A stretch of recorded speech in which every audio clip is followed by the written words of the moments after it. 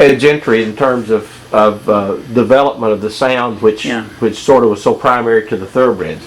Well, I'd like to just talk about one thing, and a little bit because it was so important.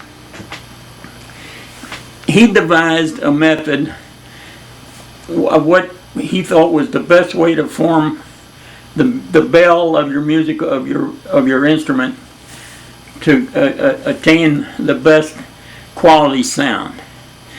And the way he did that was in conjunction with Dr. Appleman at Indiana University. And I try not to be too lengthy with this, but Dr. Appleman had built a machine, an electronic device that he used to teach with, and with which he taught. Never, Close enough. Little information about her that I'm not a dumbbell. Anyway, what this amounted to was an electronic device using bypass filters and oscilloscope and everything like that, so that he could, by your singing into a microphone, the result of the formants in your throat and the gullet and everything down here, and the larynx and pharynx and all of that kind of stuff, that you could control that a little bit by the way you shaped your lips and placement of the tongue. And then what he would do, then you could do this, and then on the screen, on the display screen, that quality of this would form a dot, a white electronic dot, on a screen. And as your voice would change, or you would change everything, that dot would move around.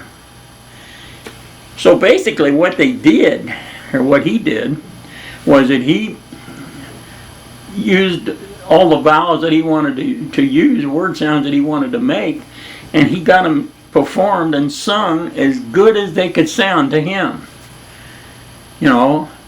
And when that dot was on the screen out there, he'd put an overlay up on there and he'd mark it.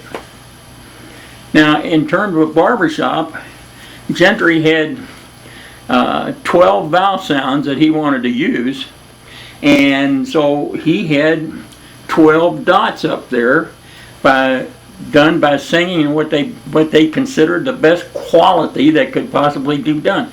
Bobby Burnett was one of the guys that did some of that stuff, and the citations were guys that were used in the research on this when they were developing the thing. Now, of course, Appleman, he had an overlay for German vowels, Italian vowels, all the operatic things that that they used. So I mean, like some of those musical languages you'd use 60, 70, 80 vowel sounds, but we had 12 of them. And since that time, I've knocked off a couple of them, so I always, they sounded quite a bit alike. But they were devised, that's the way they were devised. Not because it was some whim that somebody had, but by singing the best quality sound of an ah sound. They found out that if you went ah, all of those kind of things would make that dot move around. And they found the best one that sounded just the way they thought it ought to sound. And the big emphasis, of course, is in the migration of the vowel sound from the migration of long E to migrate down to ah, which would be ah. Now, just as a little sidelight, if you ever checked it out, you'll find that 85% of the lyrics of the songs that we sing were right in that migratory line, from E to ah. And so he had the best singers that he could possibly come up with, and they found out that they found the best way of singing these things was to let's just take an E sound, and I'll demonstrate what I'm talking about. You can sing an E sound many different ways. I mean, you can sing it just very, very E, or you can go E, you know, just smiling E, you know. Or, I mean, they probably said the way it ought to be done is if you get the lip up off of the upper teeth, and it's almost like a sneer, you know, like Jimmy Cagney used to do, you dirty, and then it was E, you know, oh God, that's terrible. E, like so, with the lip up. And then you don't have to change anything all the way almost through that migration, except a little bit of the time. E, you know, your tongue is changing a little bit. Normally it sits on the lower gum ridge, but it might change a little bit to make those different vowel sounds, but basically the lip doesn't change a whole lot. E, and then finally was like biting an apple. You know, you get like that's the way, you know, they found out that. Now, that's the way the thing came about, and that's where they were, the way they were found out from a scientific point of view, not from somebody saying, hey, that sounds that way. But then it was then standardized, and most people took a little look at it and everything like that, but it became our Bible. It became our Bible. Now, eventually, later on, there's other people that did it better. I mean, like a vocal majority, and you know, they did it better than most people. And but what that, if I can, I don't guess this is a digression, but what that thing, it served three purposes according to Gentry, and I said it served four purposes. But the purpose was, first of all, it gave you, if everybody did this the same way, it gave you an alike word sound. It's a misnomer to come up and say that you got to sound exactly like me, because that's exactly impossible to do. I mean, there's no way for Troy Lovett to sound like me, or me, Troy Lovett, or anybody. Guys like, what's his name? Well, you know, the impersonators. Oh yeah. You know, they can come at it, but if you put it on a scope, I mean, they're going to be different. And they might sound to your naked ear, they might sound okay, but that's not what you wanted to do. Not that I didn't want to sound like Troy Lovett, but I wanted my sound to be formed the same way as Troy Lovett did. In other words, I didn't want me to be singing and you to be singing you know. We wanted that to everybody be doing it exactly the same way. And if that took place, first of all, you got an alike word sound. That's the first thing that happened to you. The second thing that happened to you is that if you did it that way, is that if you maintained the integrity of that thing, you had to accept the idea that you were singing at probably the best quality that you could possibly sing in. Free of distortion, free of, of anything. The other thing is that this kept, how do I put it? It gave, the governor became a governor on the engine that drove your voice. In other words, if you maintain that thing just as it's supposed to be, no matter what you do, as hard as you want to push, it would not distort. It would not distort. As long as you kept that integrity of that formation, it would not distort. For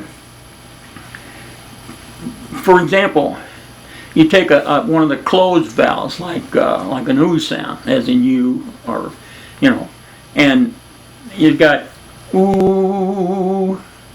There's no way in the world for that to be a big thing. No matter what I do, I can't make it very loud because there just isn't any way for it to get out, as long as the integrity is there. So I can take an ooh. I can push all I want to, and I'm not going to lose. As long as that integrity is there, I've got an undistorted tone coming out. Now, an IH would be another one. Very difficult to get it exactly the way you're supposed to get it. Push it all you want. It'll be good. Now, the only way you can make more volume come out is to distort it. You've been in there, here you are, you're doing Keep America Singing, okay? Keep a melody ringing, and the next word is in your heart, you know. And by this time, the director, he's done cranked up our boy, and he's going like crazy. And he go, eh, and now he wants more, you know, and the only thing you can do, instead of going, eh, you go, eh. See, I can get more volume in there, but there was a distortion. As long as I stayed this way, in, there's no distortion. And so that was the thing about it. That was the three things that you got. Singing your best, you got a matched word sound in the best quality, and a governor to keep it from distorting. Now the fourth one that I came up with was that I thought that what it did was to protect the beauty of the language. If you kept it in there, you had a nice, good, the beauty of the language, and it made you sound good instead of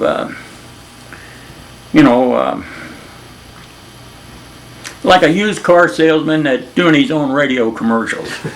You know, we have a good car coming up today. You know, and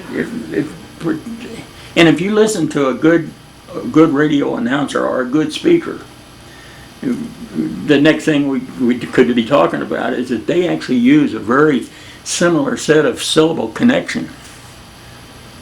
You know, and this is the things that we came up with. Not me, but this is what Gentry came up with. So how much was Dr. Appleman? How much was he influencing Gentry, or the other way around? He influenced Gentry a ton, and it was about a mutual thing about Gentry influencing him. The difference that I think is that Gentry provided a vehicle for him to make his research more efficient, and he could use Gentry to provide him with some of the vehicle that he couldn't touch with the type of singers they were training over there. Yeah. They couldn't get the raw sound that coming out like a barbershop quartet was going to sing. Mm-hmm. And those singers never sang with the kind of accuracy that he liked either. Mm-hmm. I mean, you know, it dawned on him very, very quickly that barbershop singers weren't singing a tempered scale. Mm. They were singing a true diatonic scale, and that also appealed to him. And of course, Gentry was right down Gentry's alley when he started talking about that kind of stuff, because Gentry had that nailed down to, oh my. And so that's the way that all came about. I mean, it was done in a scientific manner.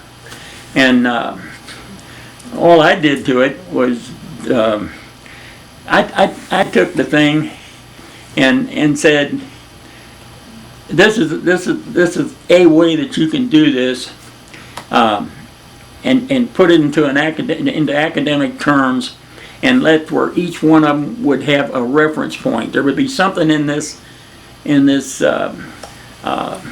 mechanical application that would be a reference point for whatever you wanted to do. It'd be a reference point. What are you trying to do? You're trying to sing in tune. You're trying to match the word sound. Trying to balance a chord and get from one to the other the same way. And all I did was to let singing in tune. I mean, that's a God-given thing. You either sing in tune or you don't. So that's the point of reference. I mean, the mechanical difference in tone cycles between one and another, you hit those on right, and that's the way you sing in tune. But the word sound is a mechanical thing, and the point of reference is whatever the director says that they're supposed to be, and that's each word sound. is to do them that way. The third point is to balance it up, and of course the reference point was the melody always has to be heard, and you balance the remaining tones in the chord to the root and to the fifth. the root and the fifth of the card would be pushed. Anything else beside that, 3s, 6s, anything else would be subservient. And so there was a point of reference for that. And then from one into the other, it gets kind of complex when you start getting from one into the other. But there were points of reference you could use. One is that if a word ends in a hard consonant, you just go right through it and don't waste any time on it. Because why? It's just noise. I mean, it's just noise. Where a vowel sound it makes music. So putting words together that have hard consonants in them is not very difficult. You just zip through them.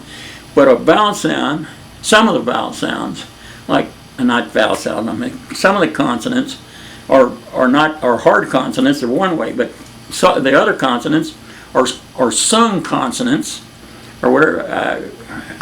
I don't know how you want to define them, but consonants that will make music. Like an M or an N or something, and sometimes an L, sometimes and things. And where you place them, in certain situations you place them on the end of the previous word. Sometimes you place them up on the succeeding word. And very quick, I mean, I'm trying to explain this very quickly, but there is a point of reference for doing that. That's my only contribution, was to set that up. Now, the only thing about it is that nobody paid a whole lot of attention to that. It'd be the most valuable thing in the world for you to, any chapter, to have somebody like me or somebody like that would come in and explain the academic theory that you're trying to accomplish. The reason to do these kind of things, and the fact that they're all mechanical things that anybody can do. You don't have to be a great singer to do any of this stuff.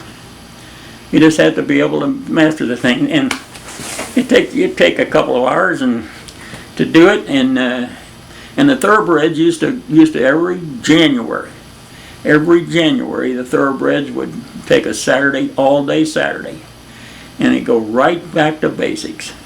This is a pitch pipe, and this is the way you sing ah, and this is the way you sing e, and this is the way you sing, and spend the whole day working in small groups to review the fact that getting that. This is the way you balance a chord. This is the way you enter into this chord. This is the way you get out of that chord. This is the way you do it. These all mechanical things. And every January we spend the time to do it. And it got so that even the old guys they might gripe a little bit about it, but they realized the importance of it. Sure. You can't get anybody to do it anymore. I know for a fact, Troy, that if you got a chord that's causing you problems, and all you have to do is go back to this situation here. The first thing you want to do is to check the balance of that chord. But that's not what people will do. Right off the bat, if the chord's not sounding good, they'll say somebody's not singing in tune. Yeah. And that's not the case. You can be in the exact tune and out of balance and it still rattle and not do what it's supposed to do. So from just an efficiency standpoint, you just go to balance first and find out and then you get it balanced up and it still sounds, then you go to something else. But most of the time you're going to find it right there. So anyway, that's the secret of the thoroughbreds right there. That program is what those guys bought into. And they took it for what it was, not because Jim said to do it or because Gentry said to do it. And knowing that if they wanted to know about the theory of it, if they wanted these things proven, then me and Gentry would do it. We'd prove it to them, but not during a regular meeting. It had to be some other time. Talk a little bit about two things. First of all, I know the citations probably were guinea pigs, if you want to say it that way. Guinea pigs to Dr. Appleman, yeah. And so talk a little bit about your experiences with him and how that came about and how the learning process for you all took place, and then how you taught it to the thoroughbreds, because I know then you had to go back and you all had an idea what you wanted to do, but that teaching had to come with all these men. Well, the first thing that we did is, you know, we were guinea pigs for him, and I mean we would like they had there was a theory that came out that when they had the low voice, the bass singer, to sing a vowel sound, that it would be sung a certain way, but then when you got up into the other ranges, that there was possibly some modification in order to make it match. And that was the first thing it went through, and we found out that that was not the case. The case was is that the bass singer goes down in there and form it up and everything, and we find out that the next one, an octave apart or 2 octaves apart, would put the dots right on top of one another if you formed it up exactly the same way. And so, and that is true as it can possibly be. Now, if you get really a bunch of really accomplished singers, I mean, Jay Hawkins, Kenny Hatton, I mean, people that can do anything they want with their voice. And then there may be a time where you can maybe squeeze a little bit more out of it by a little tweak here and there, you know. But basically speaking, in a quartet, you can possibly do that. But in a choral environment, you don't have to do that. There's a lot of people who want to talk about doing it because it makes them sound good. They know a whole lot. They're as smart as you can be. But the truth of the matter is, you don't have to be all that smart. All you got to do is know, match them up, and that takes care of it. And the Thoroughbreds bought into that, and they did it. Now, the way I touched on a little bit the way we did it. The first thing we did was we spent, I guess it was a total of about, I think it was a total of about 8 hours at different times. But a total of about 8 hours of instructions where Gentry came in and he had his whole little dog and pony show. I mean, the stretched wires and the pipes of different lengths and bottles and all kinds of things. That he did his dog and pony show and went through the physics of this whole thing. And that was the original thing. And we eventually got away from all that. And when we got more into just the rudiments of it, which taking the idea that, look, you don't have to know all this stuff about, you know, 4, 5, 6 proportion on a stretched string being plucked. You don't have to know all that stuff. You just got to accept it. Yeah. And that was the theory that we worked on, and that's what it eventually came about. Look, this is the way it is. This is the way it's got to be. And if you want to know more about this, let's have lunch, or let's take a Sunday afternoon and do it. But and that's what they did. And the training method was to get into a group of. We generally tried to keep the groups around from 5 to 7 guys, and then a leader in that group, and it's to work on that, on singing these different vowels with a group leader. That was every first of every year. We did it just that way, and maybe sometimes during the year. And the new guy always had to go through it a little bit to find out what it was and how to go about it. And so it wasn't a great big mental object of a great big thing. It was just a very simple thing. Do it this way. Mm-hmm. And when we convinced the guys to do it that way, why, then it was just a question of keeping it happening. Mm-hmm. You see, when I was able to get it across to sing a word sound this way and to link the syllables that way and to balance the chords this way, and they learned all of these mechanical things. Do a crescendo in the middle of a word, not between the words. Do a crescendo in the middle of the words, decrescendo the same way.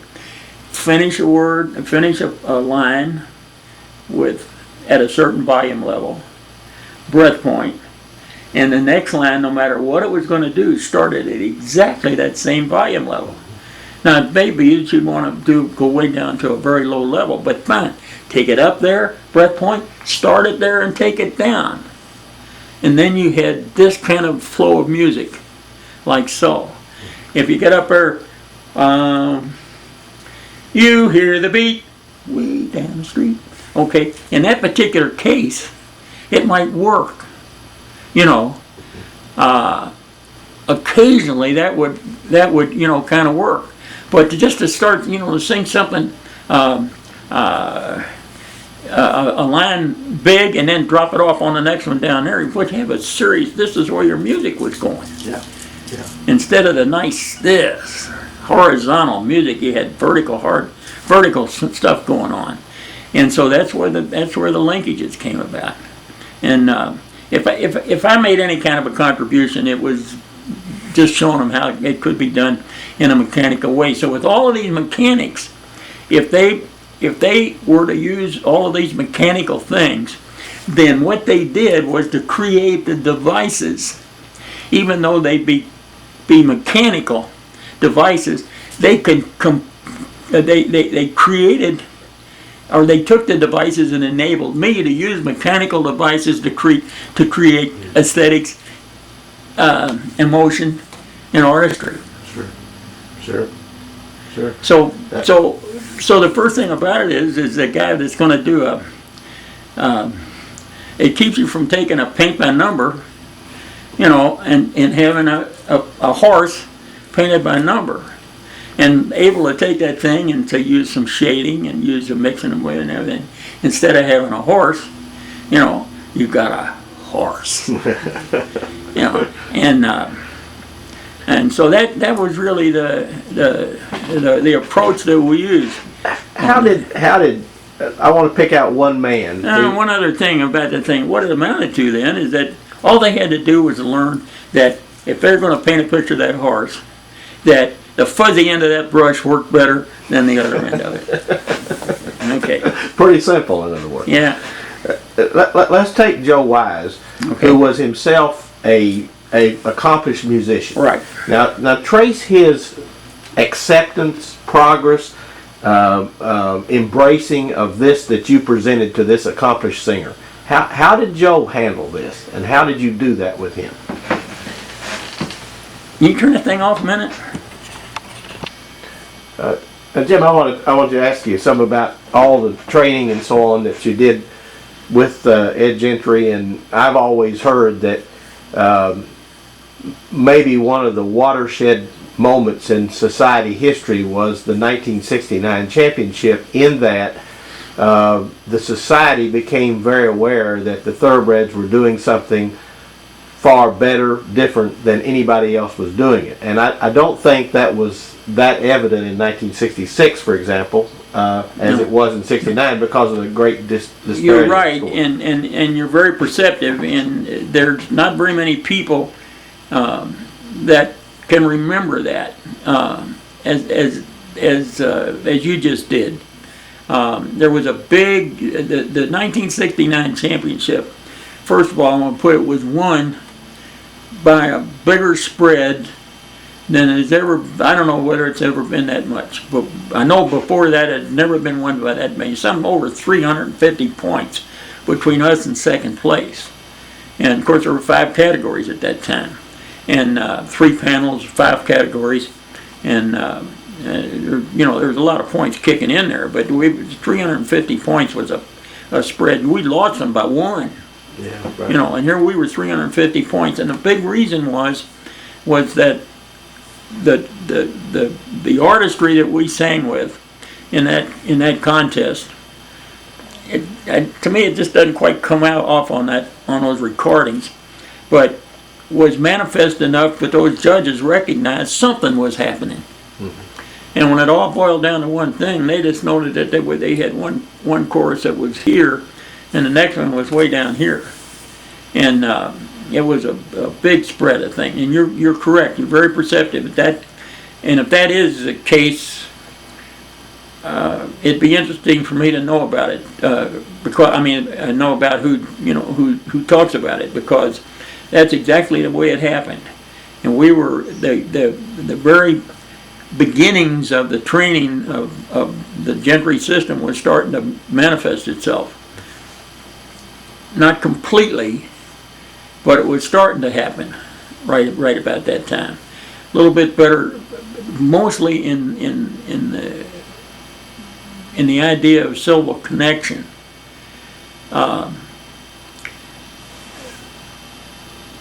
The beginnings of what I think is one of the most important part of making music right now is the emphasis and de-emphasis of certain syllables and of certain words that enable it to go smoothly. Now, you know, I just said enable it to go. It used to be that you would have to sing that, enable it to go.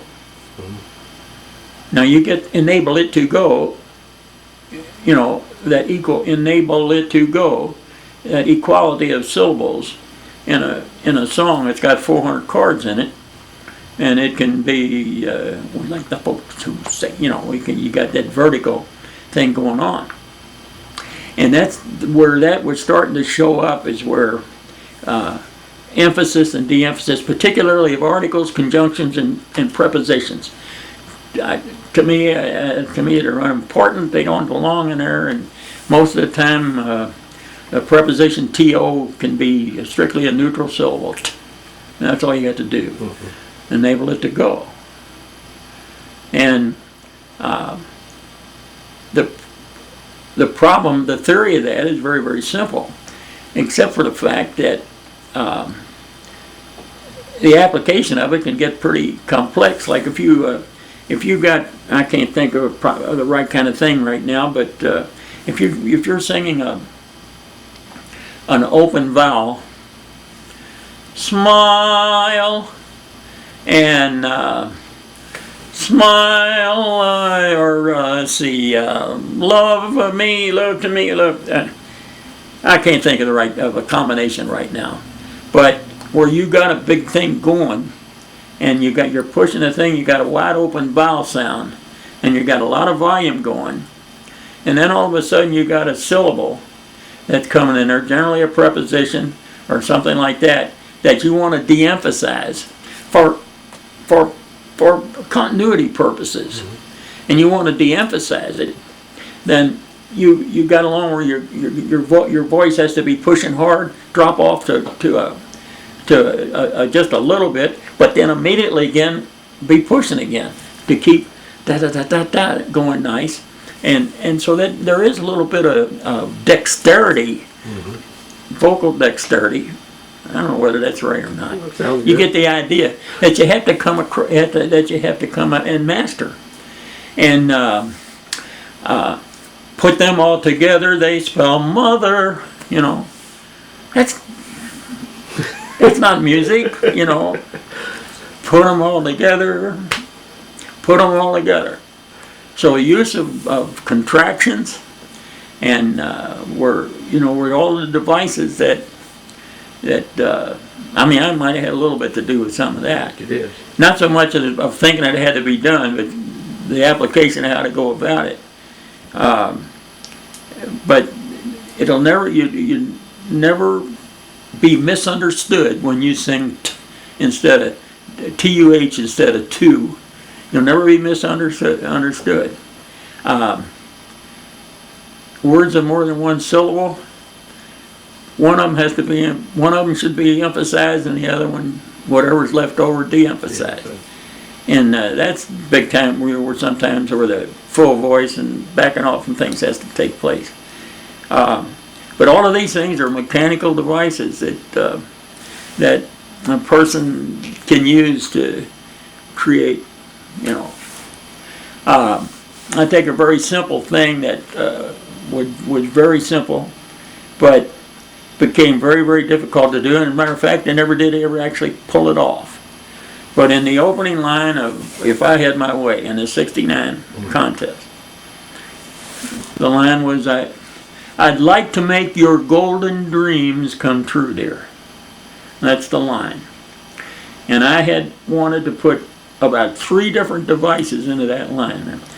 I'd like to make, you hear the you know, but a declarative, almost an imperative. I'd like to make, you know, your golden dreams come true, dear. And so I'd like to make your golden dreams with a retard on the word golden dreams, and then finally a deep crescendo down to all those devices all in that one line. Right. I'd like to make your golden dreams come true, dear. Yeah. And I never did make it happen. Couldn't get that across for some reason. I mean, it sounded all right, but I mean, that's what I was aiming for on that goal, on that line, and I never was able to, even with the thoroughbreds, I was never able to get it to happen. So, but you can see what I'm talking about is the use of mechanical devices to create emotional and artistic. What from a you mentioned in '66 you all dazzled the society with the Mardi Gras march and stuff. What did you do in '69 visually? Visually, very little. Very little. Very, very little. As a matter of fact, even up to the last contest it won, we never moved hardly a muscle on the ballads that we sang. And in 1969, let's see if I can remember, If I Had My Way was... well, when you say visually, though, what we really did work on was facial expression. Yeah. Okay. That was if there was any choreography involved, that was it. We had some sways and some on Dixieland medley, a spread on the end.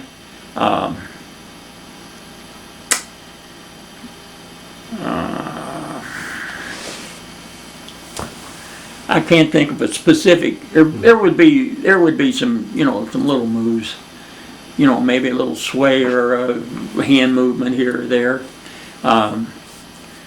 We almost always had at the end of every song, we always had a very, very simple, not a military, but a very, very simple parade rest move, just to prepare for the next song, or right before he took a bow or something like that. Welcome changes.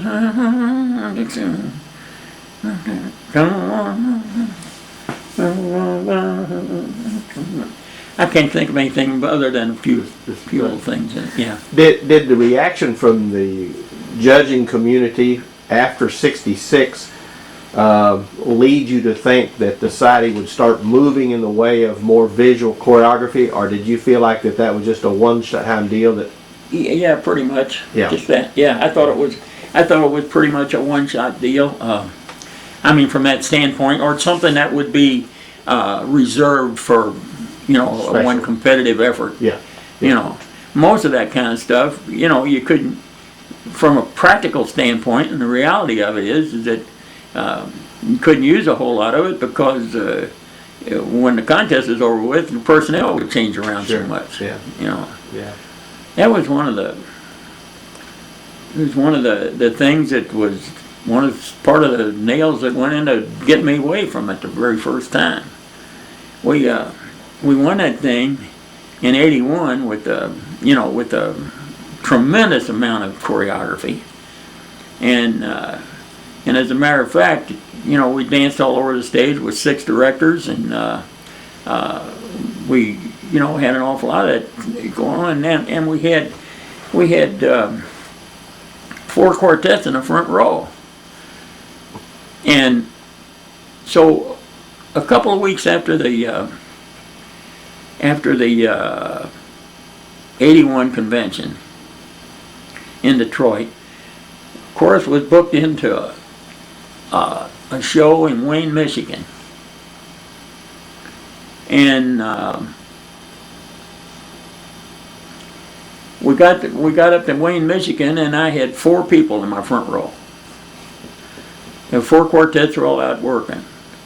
Now, make no mistake, I didn't mind that they were working. Because, I mean, I quartet guy myself, and first and foremost. And the fact that they were in an organized group and are out doing shows, that's what they were supposed to do. But it did emphasize a position that if we were going to maintain as a chorus, we were going to maintain a regular show situation. I mean, a viable performance standard, that we were going to have to do something about quartets that were out doing shows on their own and not singing with the chorus. And so, with that in mind, all I did was reorganize the riser positions, and I took all our quartet guys and put them on the perimeter on the outside, up the side row, and across the back. Now, I know for a fact that that's your most visible places. Your front row, perimeter on the corners, and across the back row is the ones that they see the most, because that's the ones they look at the most.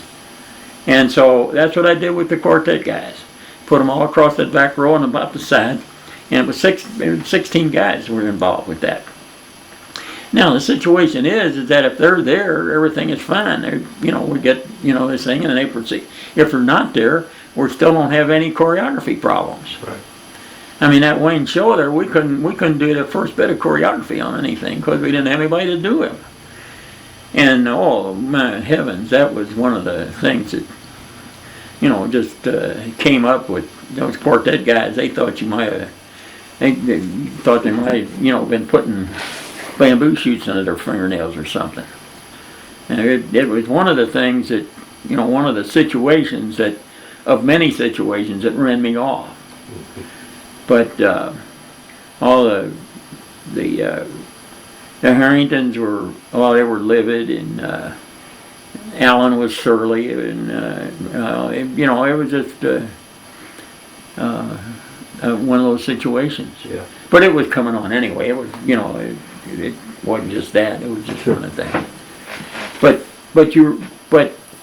it was. While it lasted, it was a real delight to be out in front of everything. Always a little bit ahead of everybody on that. Yeah. And then as you came along with it, Jim Clancy will tell you right to this day. He says, I know all about music and everything, but I've found out what you had to do to be successful in the barbershop society. I found out in Cincinnati in '78. And that's when we cleaned him real good. Yeah. Did in the years following '69, from '69 to '74, did the Thoroughbreds go out to the society as teachers? Because I'm back to that point about the 350-point spread. The society had to start coming knocking on the door. We got to find out what you guys are doing so we can compete with you. Well, to a certain extent, that did happen. I mean, we were invited to do some shows that it possibly were as much a clinical situation as it was an entertainment situation. Mm-hmm. Some of it, but it might not have been as much as you might think, because the guy in the society that was dishing it out mostly, Mac Huff, was really getting around, doing a lot of it. And matter of fact, right to this day, there's a lot of people thinking Mac Huff was the guy that invented it all. Hmm. But that's not the truth, and he didn't do anything to make that happen, because he and Gentry were close like that too. And but he worked for the society, and he was a full-time music guy for the society at the time. I would say to a certain extent that we were, but I don't know that I could lay my. Well, there's a couple of them I could say that we were done actually from a clinical standpoint, but we were a pretty entertaining group at the time. Absolutely. And they get on that old whale over there at Bowman Field, and that's a chapter that you ought to think about. It was a Martin 202 40-place airplane over there that Central American Airplanes had, and you ever hear of of a rock guy by the name of Joe Cocker. Oh, yeah. Okay, well, this airplane, he used it was his airplane too. They flew him around everywhere. Matter of fact, on the side of the airplane, they had his name on it. And Will Paris is the guy that owned the place over there, and he flew us most of the time. He wanted to put our names on there, put it on there, you know, too. And I think Joe Cocker got a little bit worried about that, but we went all over in that airplane, and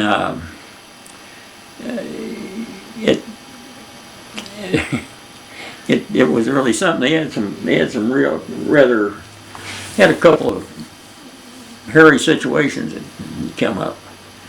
The CABC show in Chicago, we did that thing, and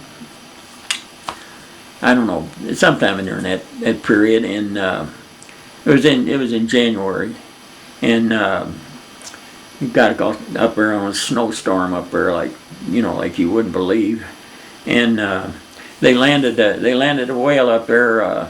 That's what they used to call it, airplane, a whale, a great white whale, and they landed the airplane, and snow was stacked up on each side of the runway. The plane just disappeared into it. Snow was stacked up 35, 40 feet. They scraped off the runway, and it was a little bit of a hairy flight. And we used to go into the downtown airport and go. That's all. Midway, I guess. Midway. Yeah. And it's one show we went to up there that they couldn't get everybody on the whale. We'd taken about 60 guys up there, and they had 40. I think it was 42 people on the whale on the plane, and then we took two charters, two Aztecs with another 10 guys. And then some guys drove and went there. We had about 60 people up there with the Martin and two Aztecs. And citations were in one of those Aztecs. And we landed at Midway, and the wind was blowing and every other thing. And they had this our airplane was parked right there at the gate. And I forgot something. I don't know what it was that I forgot. It was still in the airplane. And I got in the airplane, they're crowded and everything, and I was over the front seat, if you can figure it now, I'm facing the back of the airplane, draped over the seat, looking into the back seat and one of those 727s was taxiing out, And the airplane was sitting here, and that 727 come along, got to turn this way and hit the thing, and the airplane just bounced along. And I don't know what, I thought I was going mad. And on the way back, on that particular flight, on the way back, they made a couple of passes. I don't think it was on that flight. Maybe it was on one coming back from Detroit. But anyway, one of the flights coming back from Detroit, they couldn't land at Bowman Field. They couldn't see. They couldn't find the airport. I mean, they could see it, and they ended up having to land at Stanford, Louisville International now, and of course they landed at Stanford, and everybody's cars are at Bowman, and so they had to. I think they took 3 or 4 people in taxis. 1 or 2 taxis out to Bowman Field and got got cars and started running a shuttle or something, get the guys. But that was a pretty nasty flight trying to get on the ground. I can imagine. And I could tell you a dozen of them when we were with the quartet. We may get to those. Yeah.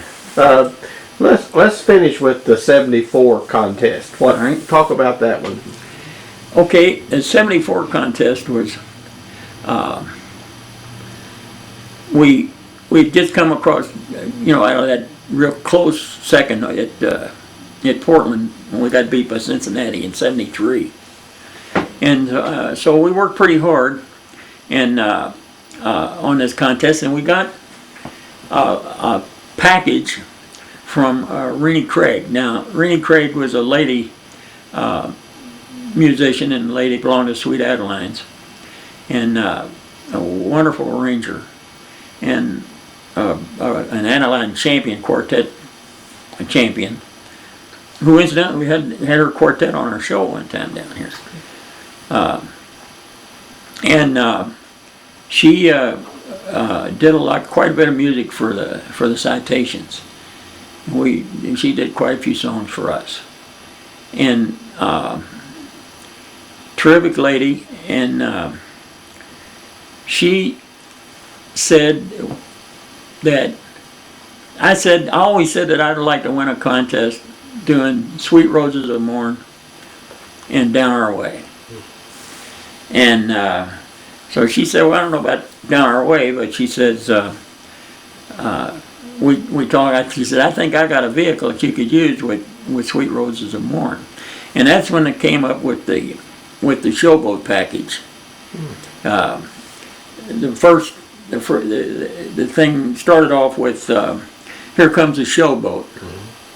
And then she composed Here Comes a Showboat, big tag, up and along, everything banging hard on the thing of Here Comes a Showboat. And then the second song, and she composed a frame around Sweet Roses of Morn. And the frame, well, you've probably heard it. Yeah. Let's set the scene. Yeah. Let's set the scene and go back to those showboat days.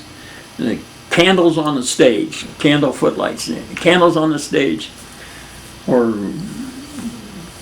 candles on the stage were flickering around the room, and the showboat star attraction would appear.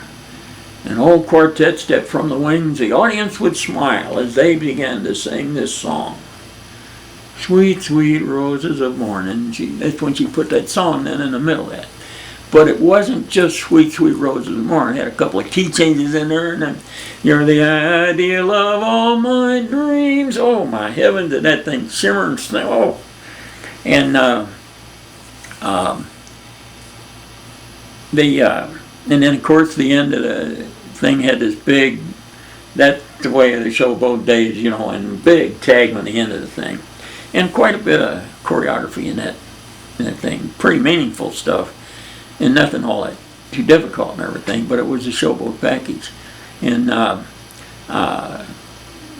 it was always, kind of one of my favorites, not the favorite, but one of my favorites of the thing. And Joe and I did that one together.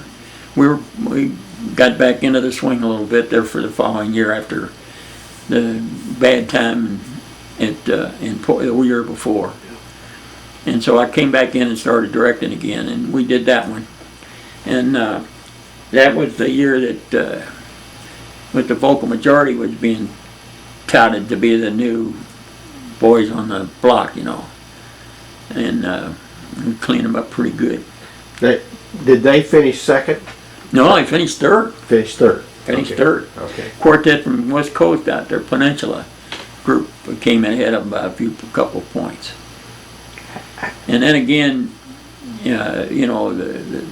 we had the thing in Philadelphia where we came in second again, and we went up against them in '78 in Cincinnati.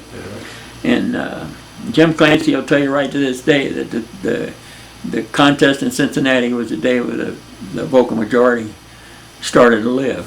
Yeah. And sure enough, they haven't lost a contest since. That's right. That's right. Heavens.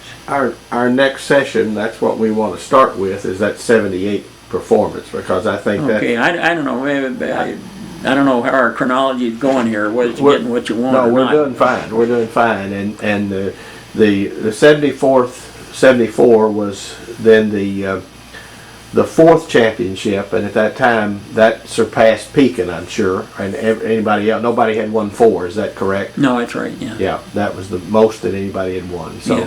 so by '74, the Thoroughbreds were pretty well established as the bell cow of the society in terms of. Well, it's true, and when we finally end up with 7 of them, and then we were well ahead of everybody. The vocal majority, it was another several years before they Into the went 90s. past us Yeah, absolutely, yeah. and everything. Well, that's a good place to stop, I think. Yes. And we